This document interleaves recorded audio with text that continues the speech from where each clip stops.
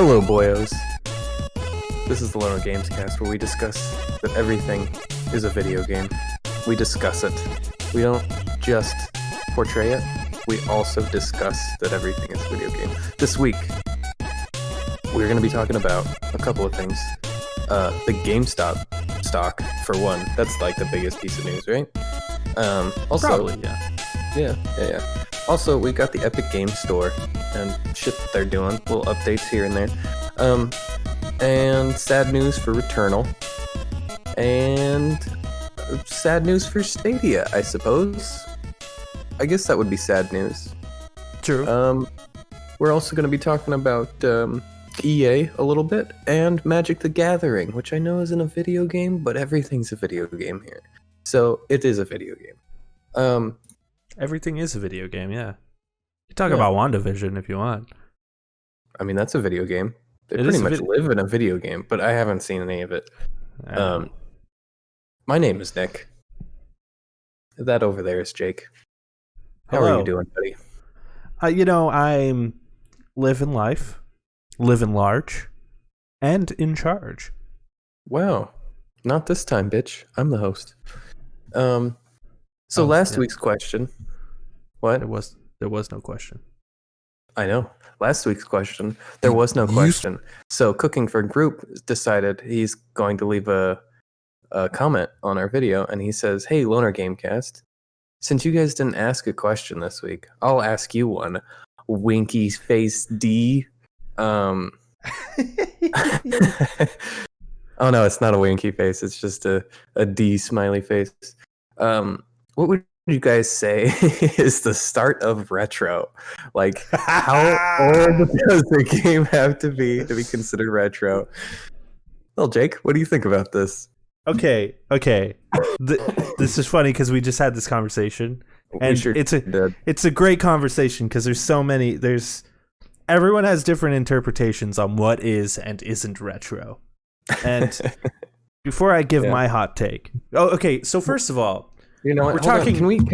Can we start off with a definition of retro? Sure, if you can find that, okay. That'd be great. So let me say this though. First of all, I think personally, despite whatever the definition says, I think there's different parameters depending on what you're talking about, like retro fashion, retro video games, retro cars. I think like they're all different. So I want to make that clear first. You got the definition there? Yeah. Okay, so Google definition of retro is adjective. Imitative of a style, fashion, or design from the recent past. Retro 60s fashion. Noun. Clothes or music whose style or design is imitative of those from the recent past. So that's what you got. What do you think retro means in terms of video games? Obviously, it's more on the design form of this definition. So I think some things get lost in the weed when we were having this discussion. We were getting lost in the weeds on like what is retro and what is retro style, which the definition of retro is like an imitation of the past. So what I'm describing as retro would be like where that past is, right? Not like we're imitating those things, and that's what makes a retro video game per se. But like a retro video game where you play it and you're like, wow, this shit is retro. Like this is old school. For me, I think retro would sit one console before the previous console. So in our case, that would be the PS3, which I know. Do you think the PS3 is retro? I think the PS3 is now officially retro. I think for sure PS2 is retro. Yeah, I could see that. And now we're at the point, we grew up in a world where the NES was retro. We've been calling it retro video games for 20 plus years. So at what point do we start saying those games are vintage? Well, they're vintage now for sure. I think they're vintage. Yeah, I think NES, so. SNES. I think those are both vintage. To take that just a little bit further, I think vintage is the moment where anything before we had analog sticks on controllers is vintage. Well, explain to me the Atari, which was a giant analog stick. Well, okay, but that's just an analog stick. That's just an analog stick. All right, that's not even a controller. That is just a dongle. Joystick, yeah. It's like, it's like Pac-Man. Pac-Man's even vintage. Pac-Man is vintage. Yeah. Right. That's what I'm saying. And Pac-Man's just a big old wiggly dongle. I think we got into like an era, right, in like the 2000s, 2010s, where we were calling everything from the 80s retro, right? Like everything from the 80s in that like time frame was retro. That now we just subconsciously associate everything from the 80s as retro, even though everything, like the brown plaid pants, fucking, I don't know, like there was just that time frame there from like the mid 2000s to like, I don't know, yesterday, where we just called the 80s retro, and we've been doing that for 15 years. So at what point do we start calling the fucking 90s and early 2000s retro, I guess? Right. Yeah. It's a good point. So like, I don't know. I've been calling PS1 and PS2 games retro since the PS4. Right. Because I think that's the way it works, is like once they're two consoles away, like a kid that was playing games, that started playing games when he was 8 years old now, started playing games on the PS3, Yeah.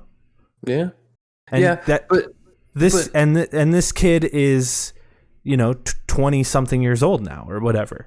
Okay. So that's retro, You're going to tell me that Uncharted 2 and Uncharted 3 are retro video games? At some point, they have to become retro, right? At some point. But at this point right now... I know, it's weird. It's weird to admit it. I think it's breaking it up into... I think at least PS2 is retro. Right. At least. I think Ratchet and Clank is retro. I think if we break up that generation a little bit, like you go back to like Resistance, I guess you could say Resistance was retro. Mm-hmm. But then once they like Uncharted 1, yeah, that's still on the line a little bit, But that's because we're like so early in the PS5. Like once we get later in the PS5, I think we'll feel more comfortable calling PS3 retro. Okay, you know what I mean? Like I see what you mean. Because right now, only the early PS3 games would be considered retro because we're only early on in the PS5. I like the way you're thinking. I agree. You've won me over. I like that.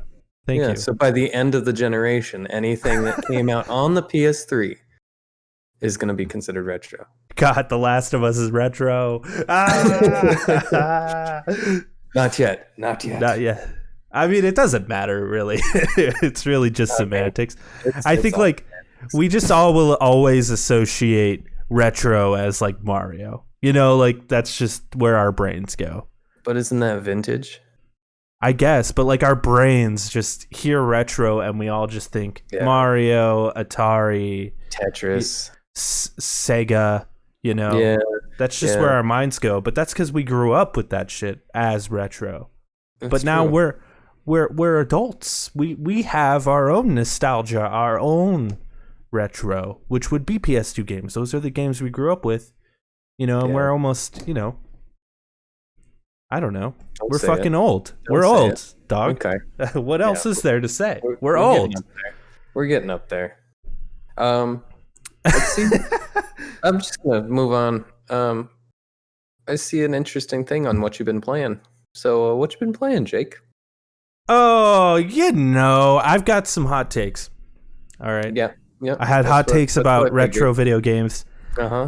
I went back to Final Fantasy. I'd taken like a couple weeks off. I don't know, because I played Hitman or whatever, which I have been playing Hitman as well. But we kind of talked a lot about it last week. So, but I went back to Final Fantasy VII Remake, and I'm just gonna say it, dude. I love the story. right? And I love the characters. I think they're so campy and stupid that I just love them for that. But the gameplay in that game, it's ass. It's absolutely ass. Why? What happened? I will tell you why it's ass, okay? Who hurt you? Who hurt you, Jake? It has nothing to do with like any particular boss. It's just me like taking a break and coming back to it.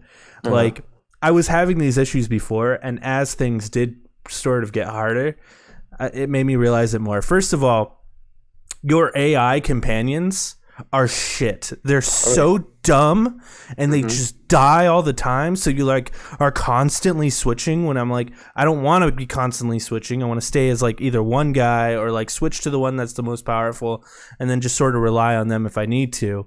So like that for one is annoying as fuck. Like the AI are just so dumb, and they just stand there and get hit constantly, and it's so frustrating. And then like when you have a power, like you see a guy's almost gonna die and you're like, oh, let me heal him. So you go in and you heal him and you do the little and as you're doing that, as you're doing your little cutscene animation, he fucking dies. The guy fucking dies because you were doing a little or better yet, you're doing an attack which uses one of your fucking ATBs, and you fucking use it, and he uses your ATB, and you get hit in the middle of the animation, so it doesn't fucking go through, and you wasted the ATB. Now you get hit. You're taking damage. It's honestly garbage for that reason. That reason alone. Yeah, you're right. It's garbage. I like the concept. I think it's a cool concept, like switching between the characters, and like, you know, it's like cool and different. But like, that just frustrates me so much that I don't even want to play the game anymore. Yeah. Oh, I get it. I've reached that. I couldn't beat that game. I got to a boss, and I'm like, this is so stupid. I can't do anything. This is so dumb. I hate this. And then I just kind of quit, and I never picked it back up. I want to play it because like I like it, and I like the world, and I like the characters, and I do like the gameplay when it works. But like so often I'm getting hit and I'm just getting frustrated because it's so dumb. Yeah. You know? I don't know. Do you know what section you're on? I left the sewers. Okay. I'm out of this. I'm like in this like warehouse building thing, and there's like this with the ghosts. Yeah. Yeah. Yeah. Yeah. Okay. And there's like this boss at the end with the ghosts, with the chairs and whatnot. Yeah, everything's going flying. Yeah. You need to get past that part. I? Yeah. Just I haven't deleted the game, and I imagine I will beat the game. I have to beat the game. I have to. But like I'm just it frustrates me so much. No, I get it. Yeah, you're right. It is very frustrating. It needs a little bit of polish, if you will. But Hitman, on the other hand, that's frustrating in the best way. Where cuz it's so stupid. The game is so dumb. I love that game so much. It's just so really? It's just so dumb. I love it. You keep going back to it? Yeah. I find it hard to go back to. I've been playing that as well. It's a little boring at times, but you know. One of the biggest things for me, the biggest thing for me is, why is your single player game always online? But that has nothing to do with the gameplay. So yeah, that is the biggest problem with the for game. A while. And gameplay wise, I just get bored. Like there's a backstory, and then you like walk up to some characters, and they have some like a mission or something, and they're like, "Oh, you gotta, the boss wants his wine, and you gotta get his wine for him, but we're gonna talk for half an hour about this wine and why it's so rare and blah blah blah blah blah." And but you don't have to play it that way. No, you don't. But like, and that's why I like it so much. Otherwise, I just end up shooting the guy in the head and leaving. Like like it's or I drop a chandelier on his head, and I'm like, okay, well, yeah, that's fun. I'm gonna walk away. Like it's fun, but like you can only do that so often. I kind of do. I enjoy the little stories, but it just takes so long to get through those little Yeah. encounters. I did, however, beat a mission by killing every single person on the level with a pistol, and See, now you're playing it right. yeah, That's why I love the game, because it's so dumb, and some of the contracts are really fun online. I haven't done any of the contracts online. You got to do some of the contracts, dude. I do like the escalations. I don't know if you've done the escalations for it. You pick a mission and then you can do the same mission but with like different targets, and you have to do it in a certain way. You can't just straight up kill them. It's really interesting. I mean, that's sort of what the contracts are. They're like player created. Oh, okay. Like, and you pick a target. You can make your own contracts and like select who you want to kill and stuff. Yeah, I just haven't done them online, I guess. Yeah, I've been playing that. We were doing them the other day, weren't we? We did. Yeah, we did a little, but like we didn't think about it. We just like picked 3 random characters and went, okay, go kill them. And then I put thought into mine. I put thought into mine. I'm sorry. Put thought into mine. It didn't seem like it because I killed all of them in 5 minutes, but you know. But you got 2 stars. I got 4.5. So. Well, you made the contract. It's not. I think you're always gonna win that one because you know what route to take. You know how exactly you did it. Whereas, like, it's not necessarily true. But like, if me and you did, because I made a contract and I got 2 stars, and then Brandon got 3.5 stars or whatever. Really? Yeah. Because there was one where I just went in and killed a guy. And he went in and actually like did it proper. Wait, he didn't just kill a guy? No, he stayed hidden, you know. I gotcha. I know what you're saying. Other than that, I've been playing Dead Cells. And Dead Cells is kind of fun. I just bought it. I haven't played it yet. Oh, on what? What did you buy it on? My ass. No, I bought it on PS4. Switch? Okay. Yeah, okay. PS4. Yeah, it's on sale. I have it on PlayStation as well. It took a minute for me to get into the game. I wasn't really enjoying it until I beat the first boss, and then now that I did, I'm like, oh, okay, I can see the replayability in this. And then there's all the levels that you can go to, and you choose what you want to do. You get like different abilities, like a wall climb that comes much later. I don't even have that one yet, but you get like ability for vines to go up, and then you can reach new areas and unlock more stuff, and it's like, okay, that's pretty cool. Yeah, it's a good game. I'm coming around to it for sure. Cool. All right. So yesterday we were talking, me and you, and I was like, what game should I buy? You know, and I was like, should I buy Dead Cells? Should I buy CTR? Should I buy the Jack Collection? Mm-hmm. And you know what I ended up doing, Nick? Buying Dead Cells? I bought all of them. Oh my god, no you didn't.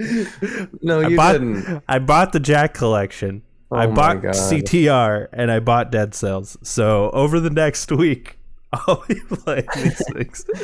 Why? Dude. They're on sale. I want to play them. Tomorrow, like the day this episode goes out, you get Control Ultimate Edition, so you get all the DLC. You didn't play the DLC, but I'm waiting till the PS5 to play. Okay, that's fair. But then you got Concrete Genie. Okay, that is fair. Yeah, and that's all you get because you don't. That's all I get because I don't have a PS5. Yeah. See, that's what you're thinking. That I could play Destruction All Stars. I can't play Destruction All Stars. Yeah, you should redeem it though. I'll claim it. But yeah. Speaking of Destruction All Stars, we had an event. We did. Destruction All Stars Direct. It was like what was it? Like a 10-minute, 11-minute PlayStation Direct or something? Short little thing.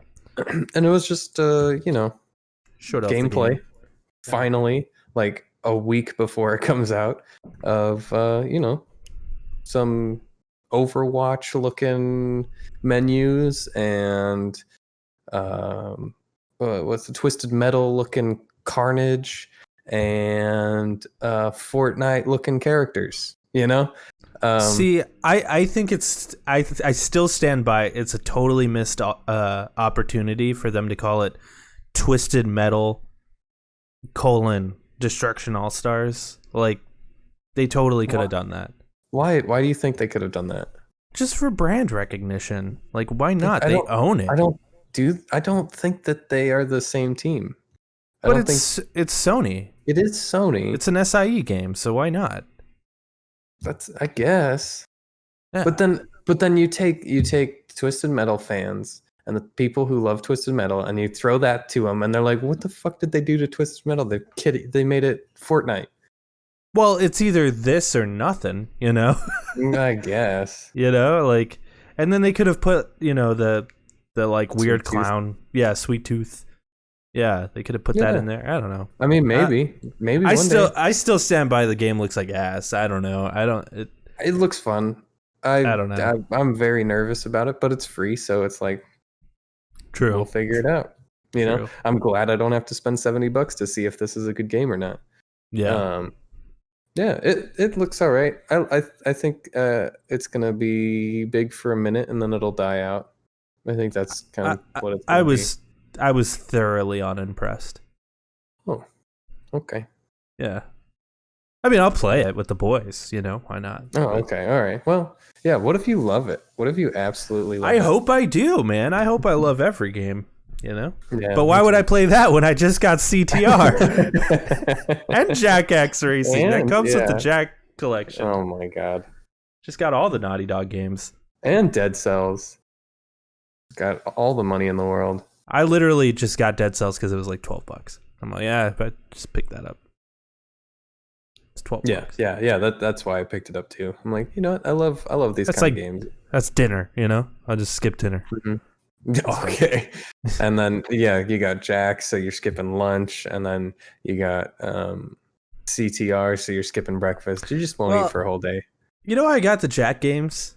Why? Because I never played them. Oh. I never played them, and like they seem like games that I'd like.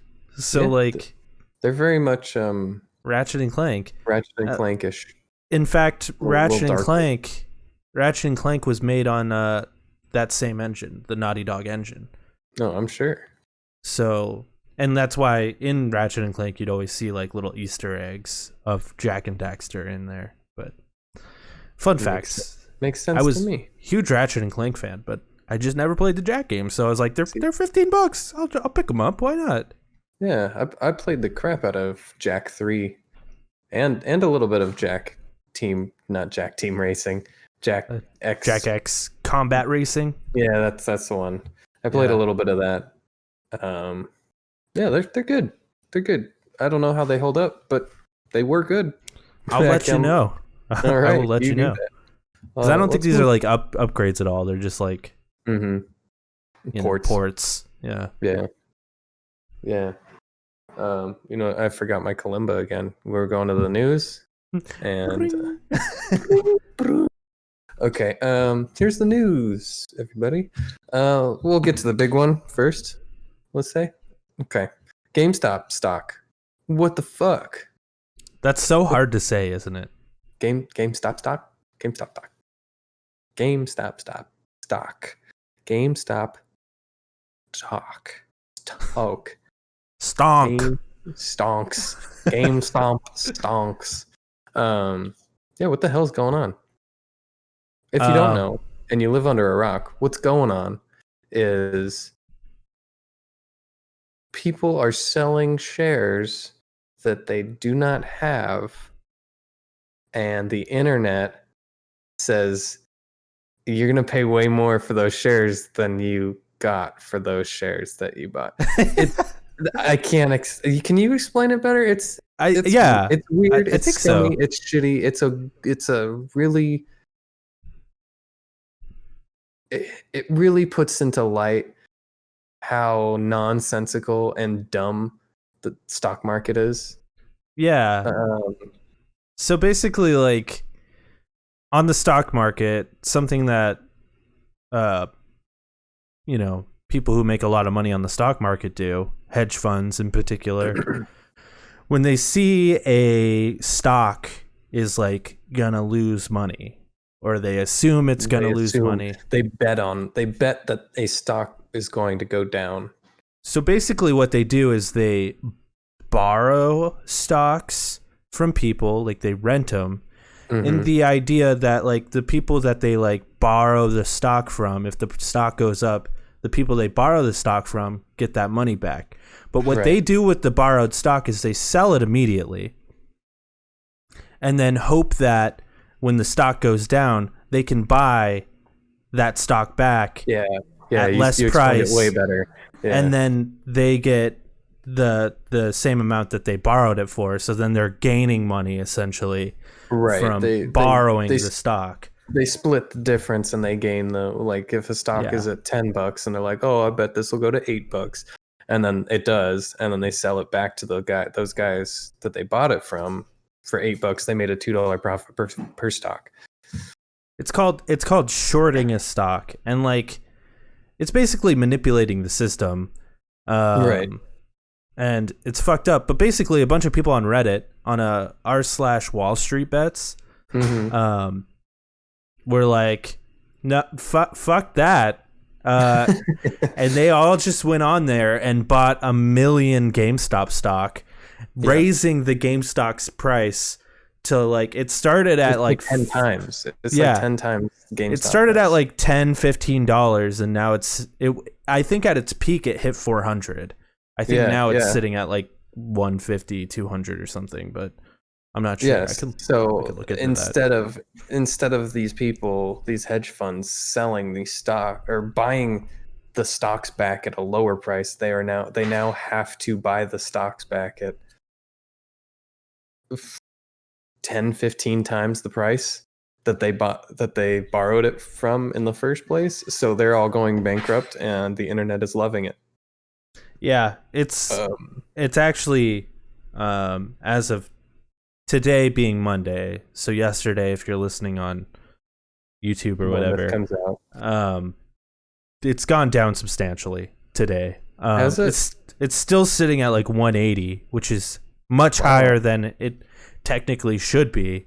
Wall Street Bets might not have the diamond hands. I mean, they still do. I mean, shit. Like, they still fucked them pretty hard. Yeah. But yeah, it's been interesting. This is very loosely video game news, but No, that's GameStop stock. Yeah, I said it right that time. GameStop stock. Yeah, it's very loosely video game news, but like it's still super interesting. Like, basically, what do you think is gonna happen? You know, I don't know. It's a good question. I was thinking that we were gonna have another crash because, you know, these hedge fund guys have got. Well, we may. We may. Everything is dropping ever since this happened. Like everything is until today. It all went up today. Yeah, when GameStop went down. yeah, exactly. So all these hedge fund guys, they bought all these stocks, but then they couldn't pay it back, and they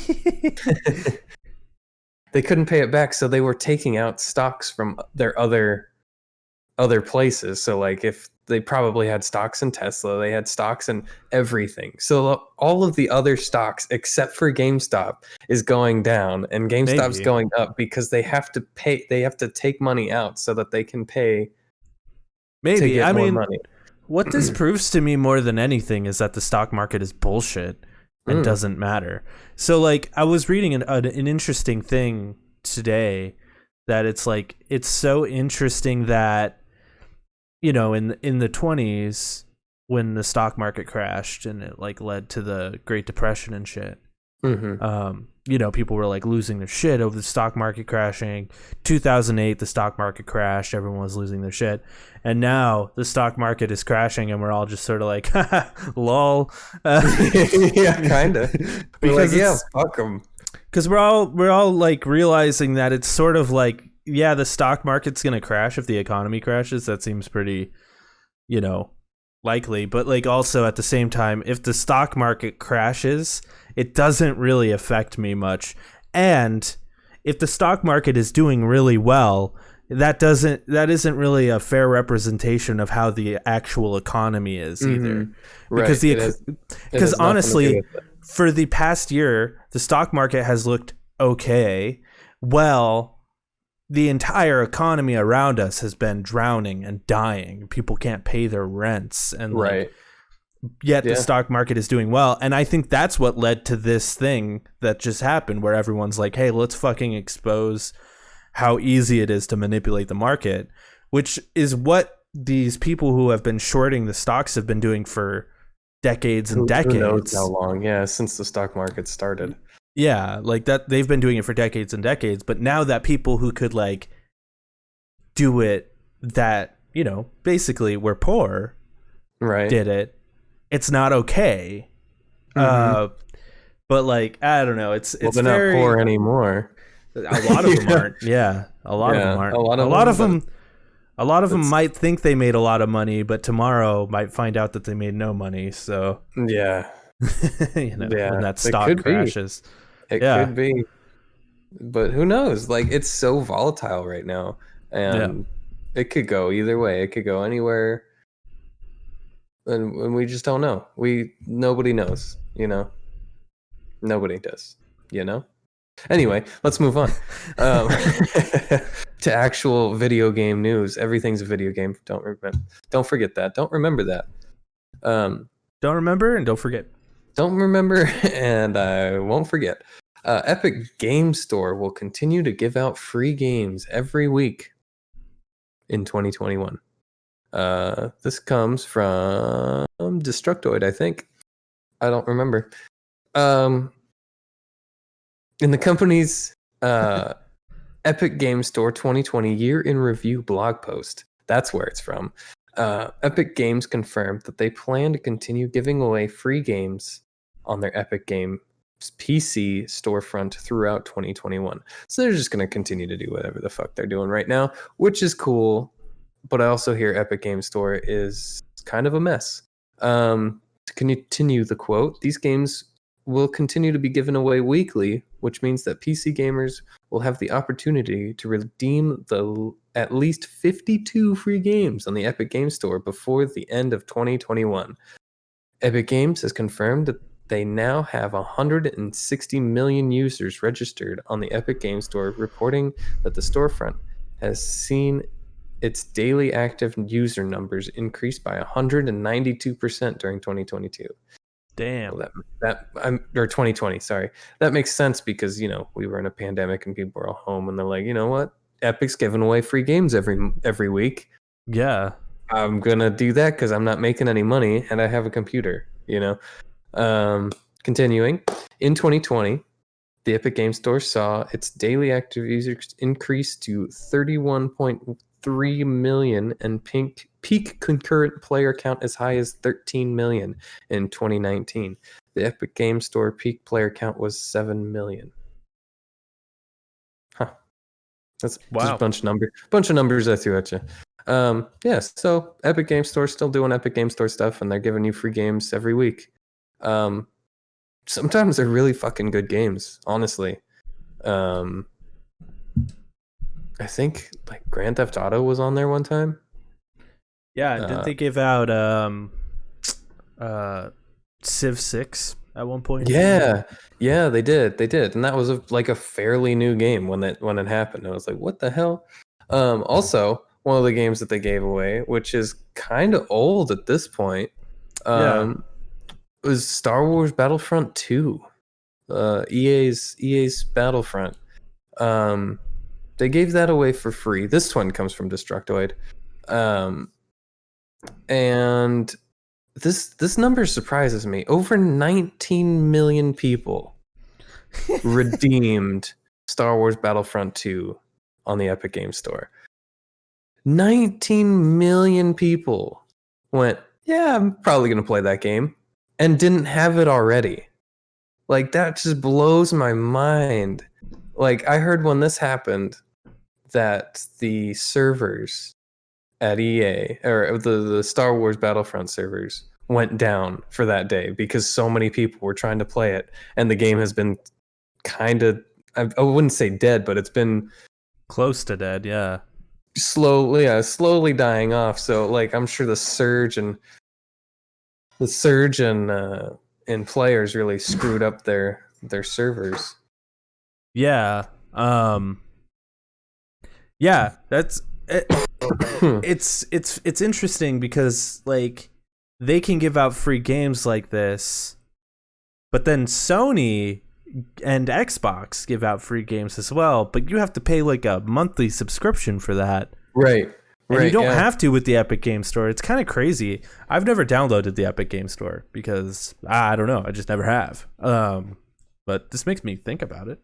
Yeah, you should. you honestly, you should.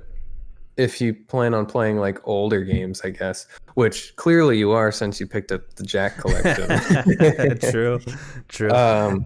Do you think with EA seeing this has very little to do with what we were just talking about, but like, do you think EA seeing Battlefront do super well on the Epic Game Store for free, do you think we'll like see that game become free on like PS4/5 and Xbox One/Series X? Well, I know it had a sale for it was like $6, but there's like a huge difference between $6 and free, you know.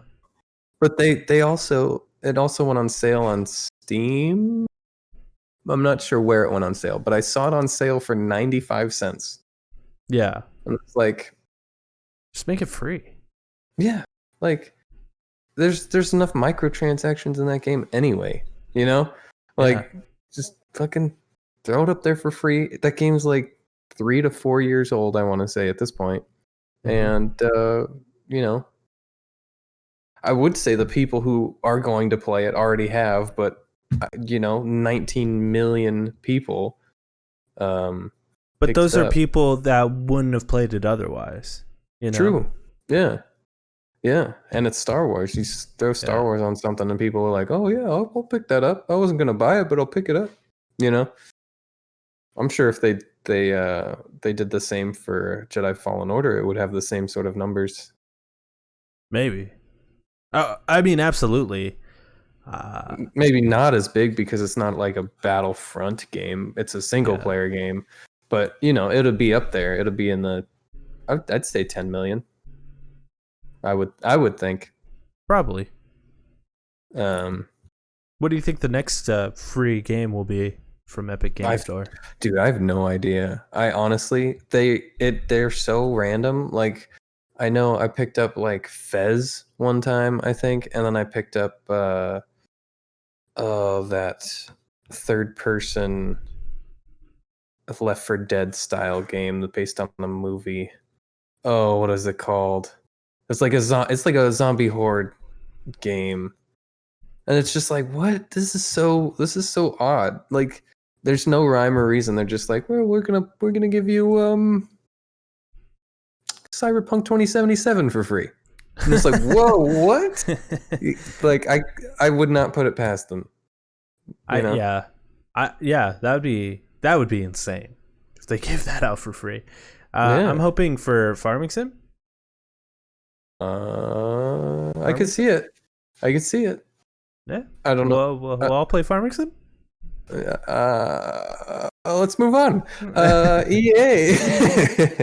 Speaking of EA sets up a new studio called Full Circle to develop Skate 4. They've finally started working on this game. Do you think that's what this confirms? Yeah. Well, I mean, you don't think they had started before this, and then they're like, we actually need our own thing for this because it's going to be more work than we thought, or something? No, dude. I think when they announced Skate 4 last year, beginning of last year, E3 last year, there was no E3 last year. Well, that time frame, EA Play rather. When they announced it, it was just a dude going, "We're gonna be working on Skate 4," and it's like, this game is it's not even an idea. It's just like, we need to do this. So I think now that they have like come out and say it, I think now is when they started. Maybe it's been a month or two, and they just had to put a name to it. But I think that's it. This game is just now getting worked on, and it'll be another 3 or 4 years before we see it. However, I say that, and It's EA. I guess Farming Sim was free on the Epic Store. Oh, great. Just missed it. Thanks, Atmosphere. Yeah, so yeah, you never know what'll pop up. Yeah, for real. Sorry. You know what I think? I think that they probably had this studio, and the studio has been a thing since they announced the game, but it just came out now that it exists. That's what I think so. I don't think so. I think they would have announced it. I'm gonna see if I can get. I mean, you gotta get your people all trained, and do all your stuff with your peoples, and get them all going on how to make a game and stuff. You don't announce the studio until the studio is fully functioning, right? So right. So I think the studio's been around for a while, but we're just hearing about it now. Yeah. You hear what I mean? You get what I mean? I get what you're saying. Probably started when they announced the game. Maybe I don't know, dude. This comes from their at Skate EA on Twitter.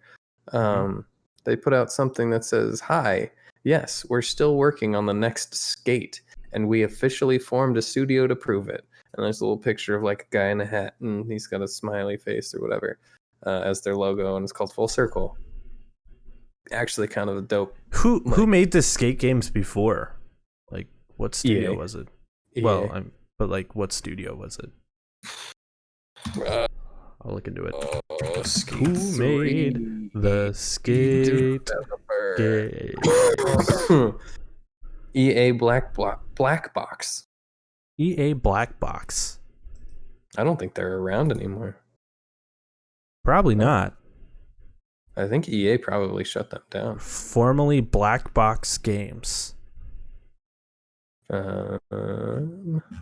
They made the last thing they made was Battlefield Hardline. Oh wow! Yeah, it's a fun game. It's a pretty fun game. I don't know. So that's weird. They made so they went from Skate to Need for Speed Undercover. Oh, and they just assisted in making it. Oh, assisted. Oh, right, because Visceral made it. So they assisted. So the last game that they actually made was Need for Speed The Run. Oh, wow. And I don't remember this game at all. I can't imagine it's very good at all. But anyway, yeah, I don't think this studio's been around a whole lot long. I don't think it's been around for a month. I think the team has been around, but I don't think they've actually started making anything until recently. I think they were just gathering the team until now. Yeah, maybe. I don't know. That's the way I see this. Is we have a studio now, and it's now it's fully formed, and now. Yeah, we have everybody. Everybody's going to has a job, and everybody's going to be working on it. They probably were whiteboarding it and just okay, so here's our vision board. Yeah.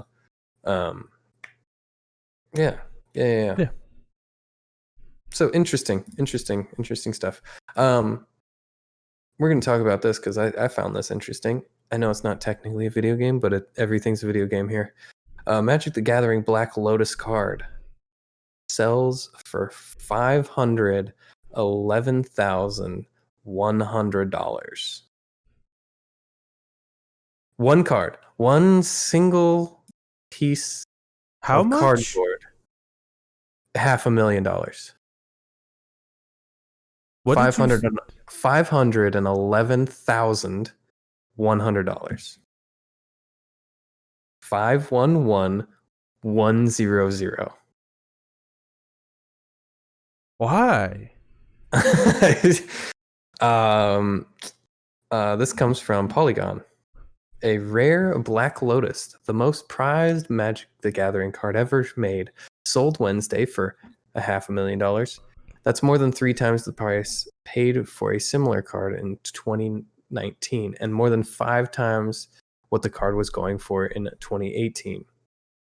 Released in 1993 as part of the original Alpha set of Magic the Gathering cards, Black Lotus requires no mana to play and blah, blah, blah, blah, blah. What makes this card so special, however, goes beyond the fact that its corners are a bit wider than today's Magic cards and its edges are free from chips and scratches. The case this card comes in was signed by Christopher Rush, whose style set tone for the first edition of the world's most popular collectible card game, who passed away in 2016 at the age of 50. So it's you get the card, this really popular card, but then you also you also get the signature of the artist on a piece of plastic that protects the card. I don't get it. I could have a signed vinyl from fucking Elvis Presley.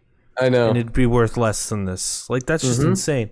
Atmosphere here says in the Twitter chat, he says that I think Elon Musk bought one.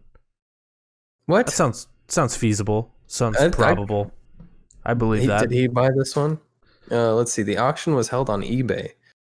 Is likewise evidence for the continued upward trend in the value of collecting card games. The Pokemon trading card game has been red hot for months now, with the value of cases of opened first edition cards clearing 400,000 in Sada. But that's cases. You get 36 cards in a pack, or 36 packs in a case.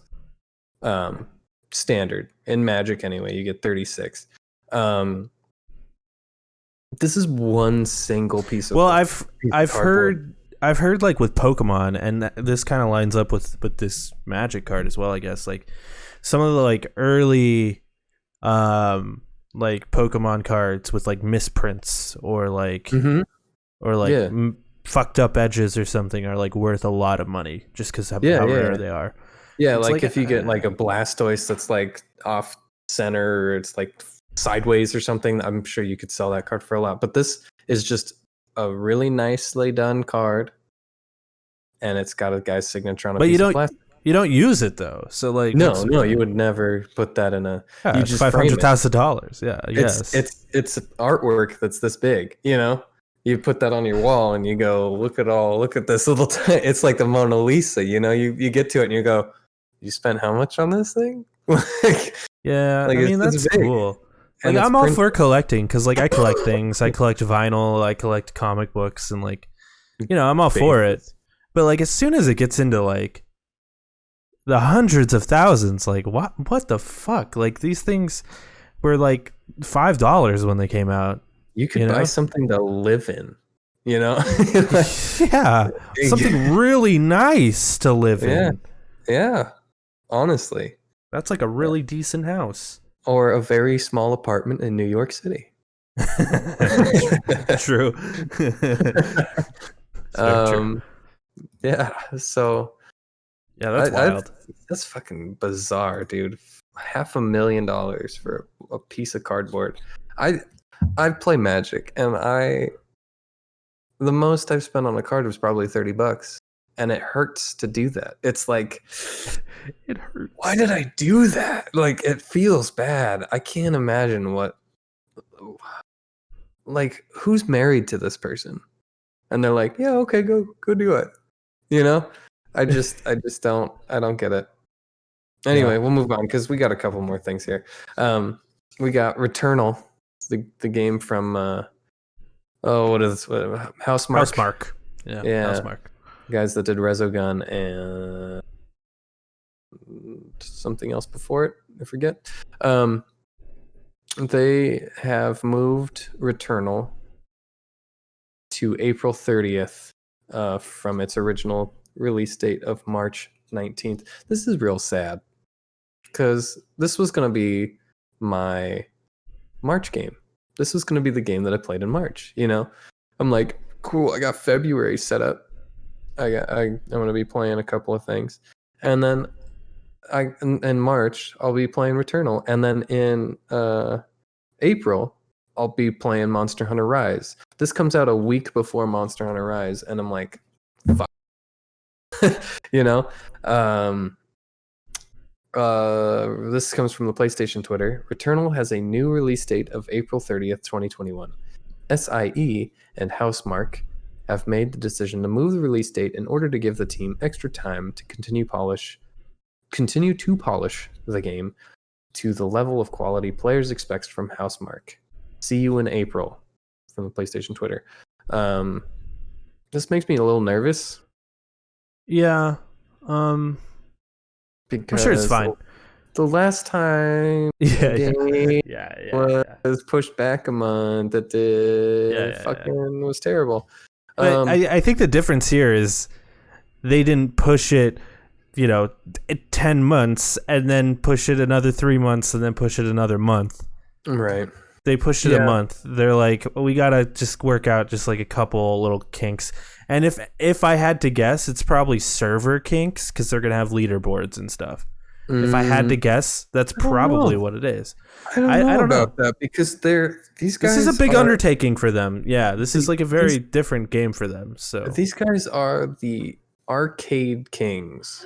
True. If you want to play an arcadey motherfucking game, you go play Resogun because it's so arcadey, and the leaderboards, they know what they're doing with that kind of stuff. So I can't imagine it has anything to do with leaderboards or online scores or something. I think it has to do with just the scale and scope of it, like clipping or something that they're not used to, because they're mostly a 2D studio. Well, their last game was called Storm Divers, which was sort of more in the style of this.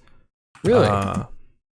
Yeah, but it seems a little shittier than Returnal. It seems a little shittier. Okay. Yeah. Like their first sort of step into it. So they also made Nex Machina. Matterfall. Yeah, okay. So they've made a couple of things. Super Stardust Ultra is the other one that I was thinking about. Okay. Well, yeah. That's good then. That makes me feel a little better. Yeah, I think they just need the time, whatever it's for. That like I'm fine with it. Like if they need an extra 3 months, like if they need an extra year, fuck it, dude. Just like make the game as good as possible, Yeah. That's kind of how I feel about it. It looks great though. They showed off like gameplay, and I've been looking at gameplay, and it looks really good. I hope maybe a little framey, but yeah, you kind of have to expect that with all the particles and bullshit going on. I hope that we get like what PlayStation did for Destruction All Stars. I hope we get that for all first party games in the future. They just release into No. That would be like fucking great. No. That is not what I meant. I meant like the direct that they did last week. Oh, I see. Like a week before the game comes out, they do like a big gameplay sort of reveal, and like they're like, "Here, really this is the game," and like, so then we don't have to like, we also don't like have to rely on like fucking journos to like show us gameplay and stuff. Like they just show us the gameplay. Like that'd be so nice.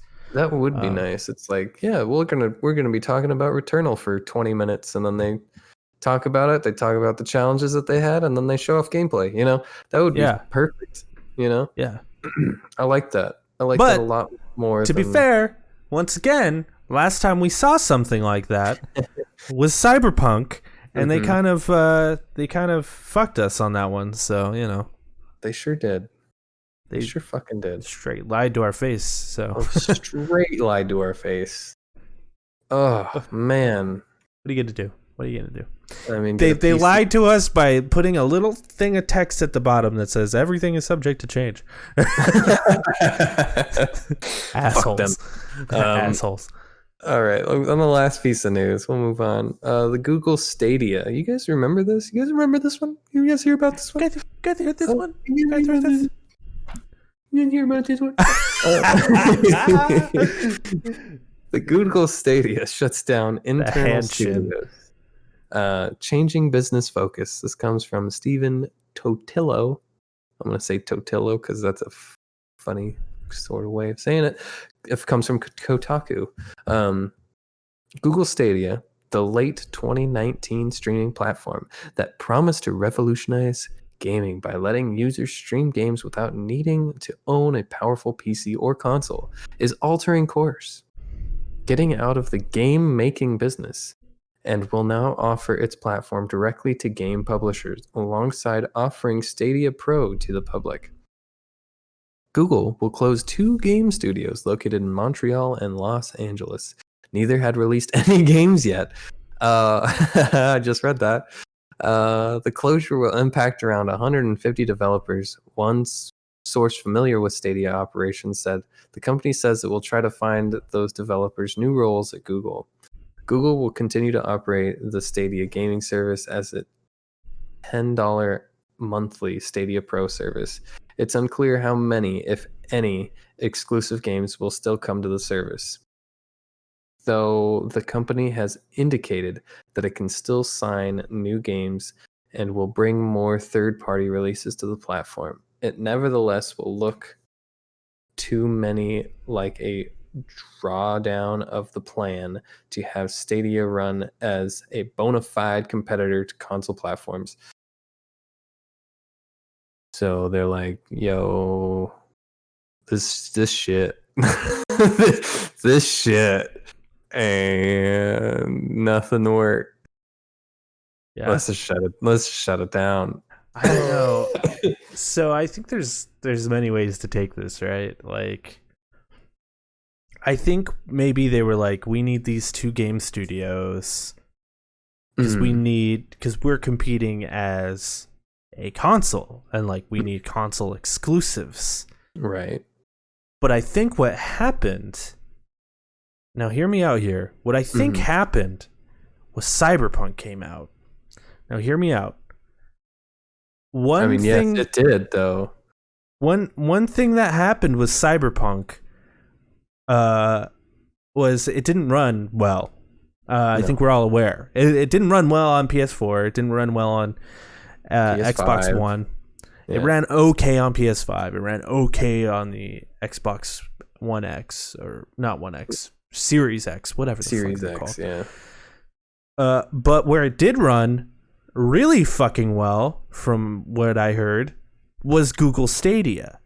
Really? And I heard a lot of people went over to Google Stadia and played Cyberpunk on there because it ran well, because it's like having a high-end PC without owning a high-end PC.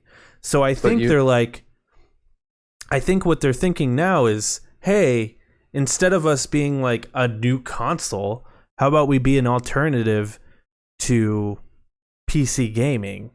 So like, if you have a PC, you probably already have Steam. You're not looking to get new games or whatever. But if you have a PC that's not quite up to snuff, come on over to Google Stadia, and it doesn't affect us much, right, to run these games on our, few computers that we have. PC.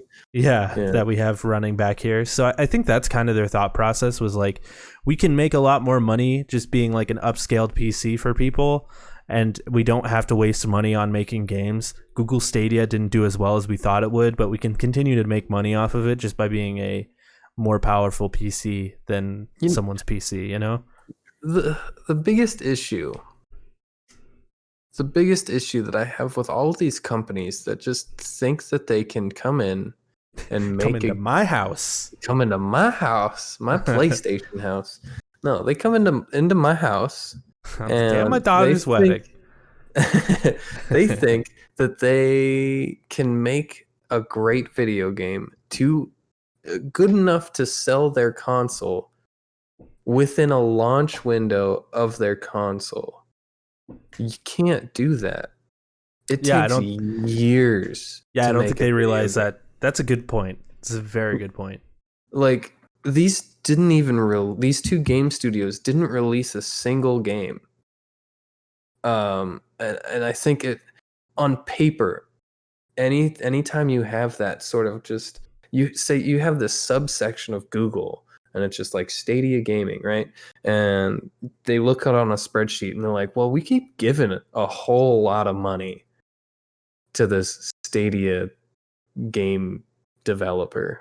It doesn't say what their names were. their internal studios. They're like, we keep giving like millions of dollars to these guys. We're not getting anything back from them. And it's like, I think people just, at least executives, look at that on like a spreadsheet and they're like, we're losing money, but they're not thinking farther out. And that's, I think, is the problem with anybody trying to come into the space that we know and love. Yeah, I just don't think they give it enough time or just chance. I don't think they give it a chance. They're just like, well, this is failing, let's leave. You know? Yeah. Especially, I didn't know about that Stadia. The Cyberpunk was doing pretty good on Stadia. Yeah. So if that was the case and people are paying for it and people are switching over for it, that would be a good like indication of let's keep these open, you know? Let's see if we can pull more people over. Let's put more effort into this and just see what happens. You know, I get that you lose money and it looks bad on paper, but you're fucking Google. You know, you Well, have so yeah. so much money and so many resources that you can pull from. It's really sad to see like the Ouya or the Stadia or all of these companies fail. Amazon Gaming even, it's like, well, yeah, it's gonna fail. You didn't do anything with it. You just tried to get in and thought it would be easy. Anyway, that's my little two True. cents on that matter. I mean, and it also does say like they may in the future decide to get more studios to make console exclusives or whatever, and it's unclear if like maybe instead of, and it actually says it here, it's unclear how many, if any, exclusive games will still come to Stadia. Like it is unclear. Like maybe instead they'll be like, hey, that new Ubisoft game, that's a Stadia exclusive, and like that may be their move instead of like actually making their own games. But I don't think that's gonna ever happen. I don't think Ubisoft or like that would never happen with the Ubisoft because they release on anything. I don't know. But that wouldn't make. But like that would we be see it. We see it. We see it because- sometimes though. Like with Square Enix released like Tomb Raider, which is a big cross-platform game. They released that as like a console exclusive for Xbox. So like yeah. Okay, so you take Square Enix, and Square Enix is looking at Stadia, and they're like, well, why would we make this an exclusive? Just to help you out? because we're Google and we have all the money. Because we're Google and we have all the money, but nobody's on here because we have nothing to show for it because we didn't wait long enough for the returns to kick in. I feel like if they kept their own studios open and they put something out, even if it wasn't fantastic, if it was just good, Well, what's the difference between them making a game and like Ubisoft making a game for them? Well, the difference is trust, or you gotta, if you're like, hey, come over to our side and only release your game through us. Because like a great example of this is like Cuphead, right? Like that was not an Xbox game, but we were all like, well, that's the reason to get an Xbox. So like Google could do something with that with Stadia, where they could get a game like Cuphead or whatever, and like it's a big exclusive, but like they didn't make it, Right, but that's what I'm saying. Like, okay, you get a small team who is just willing to do something. I could see that. But if you get like Square Enix or Ubisoft or EA or whatever, they're not going to take the risk of just releasing on this new platform that you don't even have faith in, because you're not there's just nothing to show for it. It's not like, oh yeah, we released this game and it did really well and it's only on Stadia. Like your game could do that too. I think there's nothing to show that. It's just like, trust us. You're just gonna have to trust us. And that's gonna be really hard for those big companies with these spreadsheets to be like, okay, we'll sink a couple of teams into this, like 4 years, into making a game that's exclusively for this console that hasn't released anything exclusively for this console.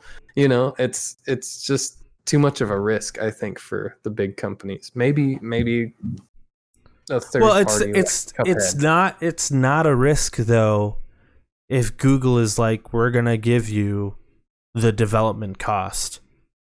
Yeah, you know what I mean? That's I get it. We'll pay for your development, but then what happens there is they see the sinking cost, like they did with their but they see the sinking cost. Oh, we're not going to do this anymore. But they see the immediate return though, as opposed to like sinking all that money in, and it takes forever, and it's taken like 5 years. Where it's like, this game is already done by Ubisoft, or just as an example, by Ubisoft. Like, this game is done, and they're like, we'll give you $500 million to put that on Stadia exclusively. Yeah, I could see that. That would be the way to do it, wouldn't it? It would be, this game is coming out. Like when they were making developed it for other consoles and everything else. But if you don't do that, we'll pay for the whole thing. Right, but like that's when they were making Tomb Raider.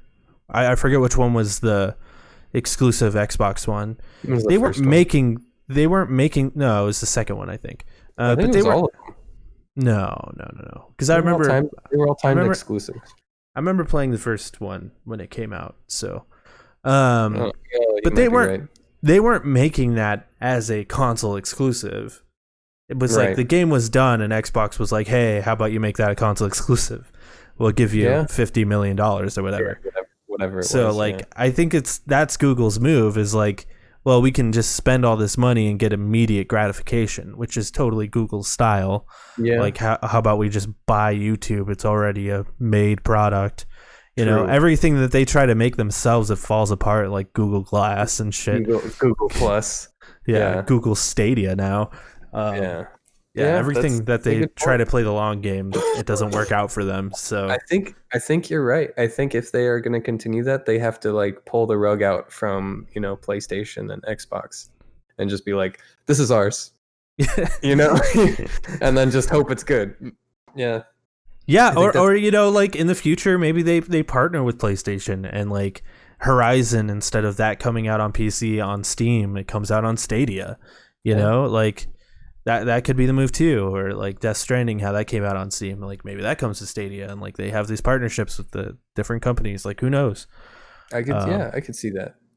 And like maybe this could be, maybe they do partner with Sony, and this could be Sony's bridge into having their own like thing. And they partner with Google's, and then that's how they compete with xCloud. I don't fucking know. Who knows what the future holds, man? Yeah, I don't know. Could be something, could be nothing. Well, that's it for the news today, I think. Probably nothing, but yeah. Yeah, probably nothing. Yeah, that's it. Yep, that's it. That's it. That's all we got. What to look forward to next week? Well, we got all the PlayStation Plus games, like we said earlier. We got Concrete Genie and Control Ultimate coming to the PlayStation 4 and 4 Pro and PlayStation 5. And then the PlayStation 5 game is Destruction All-Stars. It's a brand new game. Looks pretty interesting. That's what I'll say about that. Pretty good. Pretty good. Hopefully it will be. And then down to our newest segment. What is it called? Recent reviews via OpenCritic. OpenCritic takes all of the critics' reviews and puts them all in one place and comes up with a number based off of their numbers as an average, and they release it all in one simple location where you can read. And I will read some of the highlights here. The Medium, out of, how many reviews is this? 110 critic reviews, got a 75. It's a little lackluster, huh? 64% of people recommended it. I really want to play it. Looks cool. I hear it's cool, but also they don't do a whole lot with, like, they don't do what you would expect with with like what they were showing. We also have, what do we have? Hitman 3. Probably already said something about this. Out of 128 critic reviews. Yeah, we did. We totally did. It got an 86 and 94% critics recommend. That's about it. It's a great game. It's pretty good. Pretty good. Pretty good.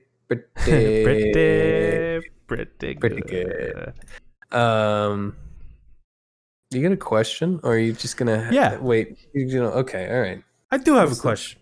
What's this week's question? My question, and if you're watching us on Twitch, if you write it in quick enough, we'll talk about it on the show. If you don't, we'll just talk to you on Twitch by ourselves. And if you want it to be on the show, go to YouTube and look up Lonercast and type it in there.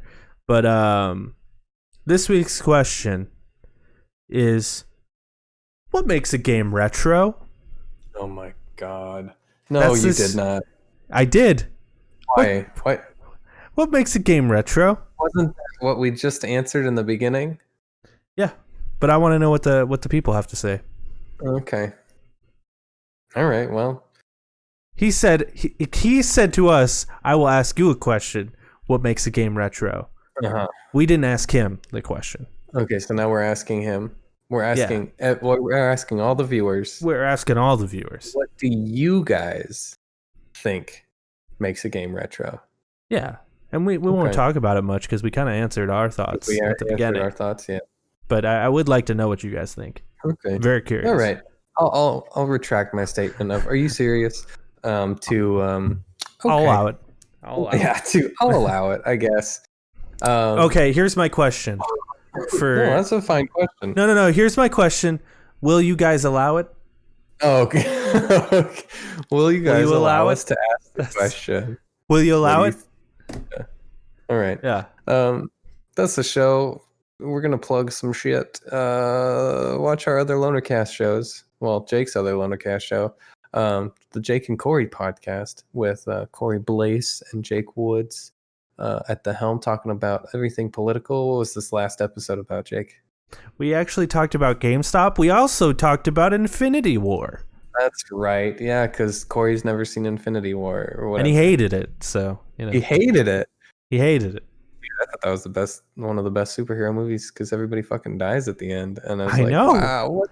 I know. And I was like, dude, we should watch Endgame and like talk about that on the show. He's like, I don't want to watch it.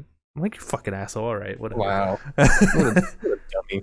I know. Hey. Everyone email Corey at Fat Guy Radio Show. Tell him he's a fucking idiot. No context. Just tell him that. Yeah. Follow us on Twitter. Jake is at emergency pizza _ and I am at fatal _microwave. And then also Jake streams all the time on Twitch, like we're doing right now at twitch.tv/thelonercast. Not the Lonercast, it's just Lonercast. I'm sorry, twitch.tv/lonercast. I think we're gonna do live streams of every show now. Is that right? So if you want to get in a day early, watch it on Monday instead of Tuesday, and get a little extra tidbits at the beginning and the end. Perfect place to do it. Yeah, and twitch.tv/lonercast.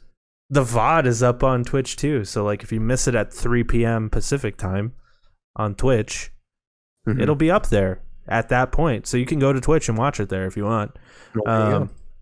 But I would still say, like, if you want to listen to it, like, just in your ears, we're on Spotify, Yeah. We're on Simple Google. download. We're on Apple. We're on iHeartRadio. Come on. Get with it. We're on iHeartRadio. We are. God, I hate that.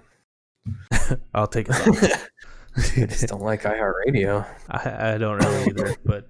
Well, that's the show, everybody. There. That's the show. You guys have a great rest of your week. And pet your dogs. Feed your cats. Love a little. Fuck a lot. And but not your dogs and cats. Neither of those. Good save. All right, bye everybody.